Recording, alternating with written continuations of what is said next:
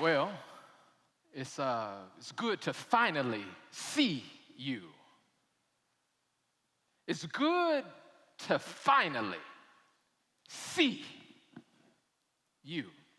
And it may seem a bit strange for me to say it's good to finally, can we cut the mic down a little bit?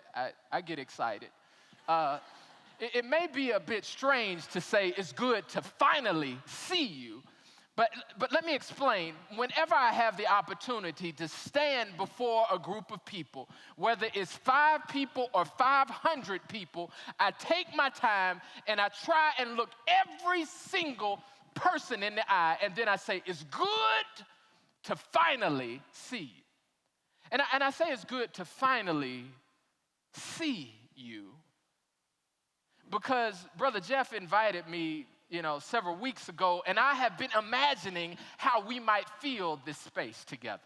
I've been imagining our faces and your bodies in these chairs, and I'm a person of faith, so I've been praying for you for 3 weeks now, so it's good to finally see your face. But I also say it's good to finally see you because I know full well the trauma, the heartache, the pain of being unseen. So tonight we got some work to do. We are going to ready ourselves for the next 2 days so that we might see the gifts in the people around us, that we might hear value in the stories of people who are different from us. Now, this is a concert venue. I've jammed the Outcast. I'm from the A. I've jammed the Outcast in this room. But this is no longer the Tabernacle as a concert venue. This is a laboratory of discovery.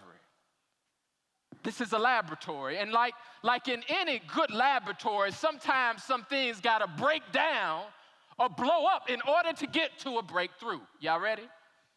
So in this laboratory, I'm going to ask if y'all could just put your hand on your stomach.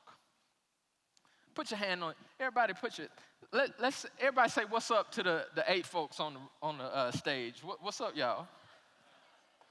Now put your hand on your belly. There was this old woman many years ago. I went to this church, and this old woman was sitting on the back row, and she just stared at me. And for several minutes, she just stared at me. And then I said, may I help you? Right? And she said, well, baby, if you don't want to get old, die young. And I was like, wow, that's a pearl of wisdom. Hand still on the stomach.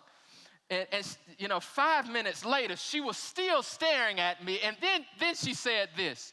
She said, the longest journey you take in life is the trip from your head to your heart. Did y'all hear that? The longest journey you take in life is the trip from your head to your heart. Many of us have been trained in schools that teach us that what happens here is most important. We are trying to empower our community, so we learn that what comes from here in our heart, the empathy that comes from our heart is most important. But the Hellenistic Jews, they believed that your soul was located in your liver. Everybody put your hand on your stomach. Y'all ever heard an old person say, just something didn't feel right in my gut? That was your soul speaking. So for the next 2 days, I'm going to ask, hand on your stomach, please, everybody. For the next 2 days, I'm going to ask that you listen to the sound advice coming from your gut. It is your teacher. It's not just the people that are on this stage. The people around you, they have a gut, and it's teaching them as you are in this space. So I ask that you would learn with them. Everybody, just take a deep breath. Now, I didn't ask you to breathe out. We got to feel our soul. Everybody, deep breath. Okay? Whenever it gets a little tight in here this next couple days, just put your hand on your stomach and know that your soul is moving you somewhere. Well, me and my friends, we started this group called Fearless Dialogues. It's a nonprofit organization. And what we do is we create unique spaces for hard, heartfelt conversations between unlikely partners like yourselves. And if I just stood up here and talked the entire 20 minutes, it would be a fearless monologue. So y'all ready to join in the conversation? My job is to throw the alley-oop for the other speakers, to prepare you for your soul to receive the sound advice in the room. Okay, so let's turn to this. Is there a microphone? Microphone over here. So of the 8 of you who are on the stage, I need one brave volunteer to read aloud. No, I think, Chris, you are the outspoken one. Okay, now everybody say, what's up, Chris? Now, Chris is going to read this quote. And I'm going to ask that you put your hand on your stomach and that you hear the words that Chris reads with passion. Got it. Okay? And I want you to just note, what does it feel like as you hear these words? You ready, Chris? I'm ready. With some passion. No more fiendish punishment could be devised, were such a thing physically possible, than that one should be turned loose in society and remain absolutely unnoticed by all the members thereof.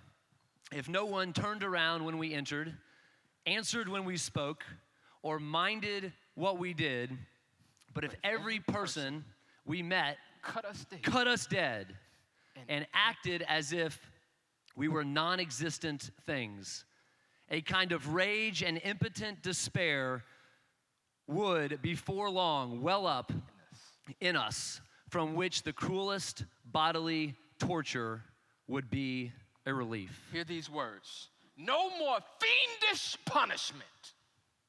No more fiendish punishment could be devised. Was such a thing physically possible, then that one should be turned loose in society and remain absolutely unnoticed. If no one turned around when you entered the room, if no one answered when you spoke or minded what you did, but if every single person you met that day cut you dead, before long a kind of rage and impotent despair would well up in you, from which the cruelest bodily torture would be a relief. For 90 seconds, turn to the person next to you. Groups of 3. What did you feel when you heard these words? Let's talk. 90 seconds. Turn to the person next to you. Thank you, Chris. What must it feel like? No more fiendish punishment. What if nobody turned around when you entered? What if no one answered when you spoke? But what if they acted as if you were a non-existent thing, a faceless being? How must that feel? There are those who are walking among us. They're unacknowledged or all around us. How does it feel in your gut? So cruel and fiendish punishment. It must be torturous if you walk in a room and nobody turned around, if you speak and nobody answered when you spoke. How does it feel? Come on, y'all. Listen to your gut. It's teaching you. He or she is a teacher. Oh, 30 seconds, 30 seconds, 30 seconds. What must it feel like? Huh? I'm good.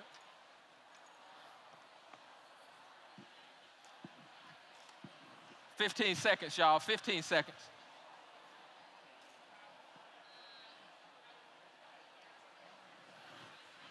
$10, $9, $8, $7, $6, $5, $4, $3, $2, $1. Time, everybody. Time.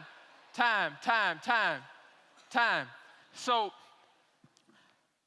I know it's some brothers brother and sister way up at the top.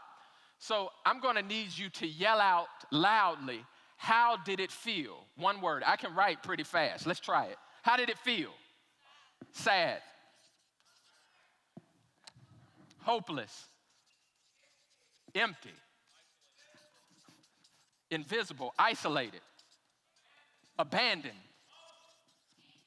Angry. Failure. Abandoned.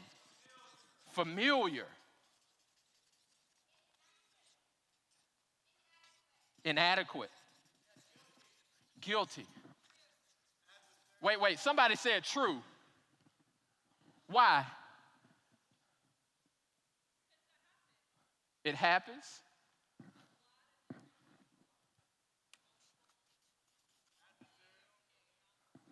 Okay, thank you. What's your name? Thank you, Sarah. Somebody said adversarial. Yes. Others. Defeated. Incompetent. Who said incompetent? Why incompetent?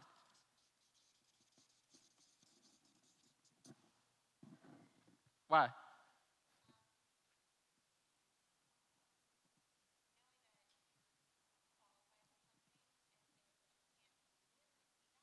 Okay, knowing that you're qualified, but the other person can't see that. Others. Just two more. Less than human. That came from the dark spot in the back, but we need to hear your voice. Stand up, my brother. Less than human. Why?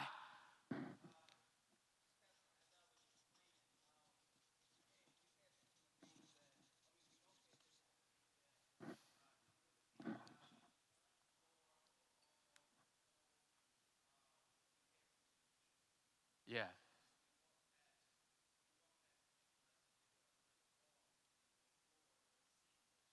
Yeah. So, what's your name, man? Aaron. Aaron said, thank you. Aaron said, we find beauty in walls, in things, but we have difficulty in seeing the people around us. Let me build on what Aaron said. Would you all believe that William James, a famous American psychologist, wrote these words in 1891? Now, the challenge of this is that these words still ring true. There's this social psychologist by the name of Kipling Williams who has studied ostracism. He has this book it's called Ostracism, The Power of Silencing. And he does this 40-year study on what it must feel like to be unseen and unheard. Now, when I work in urban communities, I often say that William James was a thug. Because although he was teaching at Harvard, in 1890, he used a slang term, cut dead. Cut dead literally means to be snubbed completely or deliberately ignored. But there are many people in our environment, in our communities, in our workplaces, in our families who feel cut dead, snubbed completely, but they're still alive. They have hopes and dreams for their life. But here's the challenge. How, given this feeling of not being seen, of emptiness and invisibility and isolation and anger, do they move forward in the world? I devoted 7 years of my life to studying young men who felt muted and invisible. And I found out that when you feel unseen and unheard, it not only affects your sense of self, but how you interact with the world around you and how you envision your hopes and dreams. This is what my challenge is for you on this day. We have worked to build this nonprofit called Fearless Dialogues. And part of the reason that our country is in such turmoil today is that we fear the people who are surrounding us. So I'm going to ask really quickly that you would write on your paper these two words, and I pray that they would guide us for the remainder of our time here in this laboratory. First, I'd like for you to write fear minus less. Second, I would ask for you to write fear plus less. Now, in this first construction, it is very difficult to engage with people who are strangers to us without fear, right? In this construction, fear is the root and less is the suffix. It is not possible to engage with people who are strangers to us in an unknown space without fear. But our challenge for the next 2 days is to engage with less fear. And so we're going to issue to you this challenge. Does everybody, if you could just reach into your bag, there is a measuring tape, courtesy of IKEA. Could I have one? Brother Barber? Thank you. All right, I'm gonna ask my eight friends on the stage to come up with me. Once you've located your measuring tape, I'm gonna ask that you stand.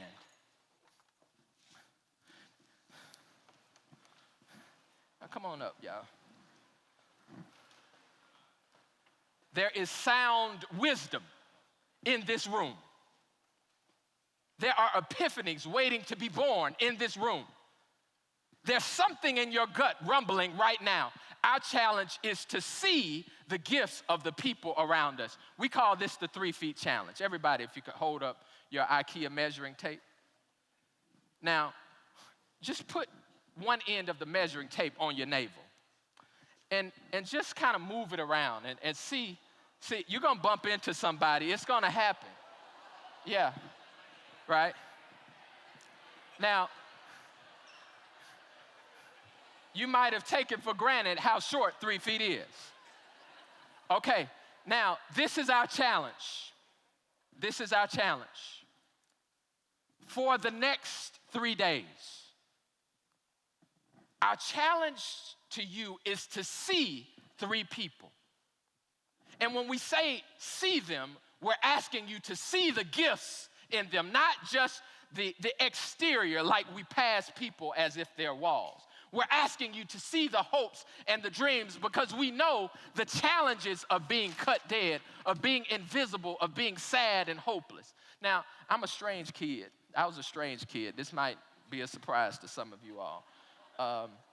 But I grew up here in Atlanta, and my auntie said to me, I was sitting on the porch, and I said, Aunt Dottie, I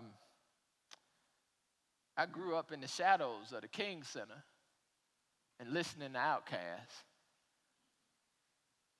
How can I change the world? I was 5 years old asking these questions. How can I change the world? And my Aunt Dottie said, baby, I don't know how to change the world, but I can change the 3 feet around me. I want you all to focus on the 3 feet within your space. When you go to the restroom, somebody's going to pass within your 3 feet. When you go back to your hotel, somebody will pass within your 3 feet. When you eat lunch, somebody will pass within your 3 feet. Hear their story. Recognize there's value there that could teach you down here. See them as gifted people and not as problem people, and move forward with less fear. Peace to you on the journey from your head to your heart. But please don't forget your soul. God bless you.